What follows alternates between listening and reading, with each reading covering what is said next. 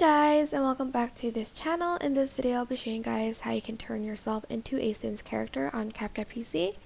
So select your video and add in like the Sims diamond thing and add it on top of your head. And as you can see, you're going to move, so you're just going to select keyframe, and whenever you move it to like your head, I guess, so it moves with you. Can't see it, just zoom in a little bit like that to get it, I guess, more accurate. Try to add it like in the middle as well,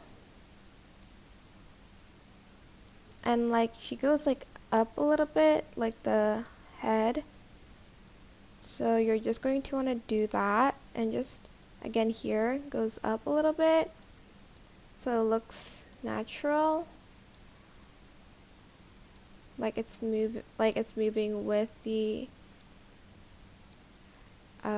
motion a little bit. And that's it. It is super tedious to do because you do have to track the body, but yeah, I hope this tutorial was helpful for you guys. Don't forget to like, comment, share, and also subscribe to this channel if you haven't done that already. If you have any questions, just leave it in the comment section down below, and I will try my best to answer them all for you guys. And if you found this video helpful, please click the thanks button above the description box down below. Thank you so much for watching. Bye!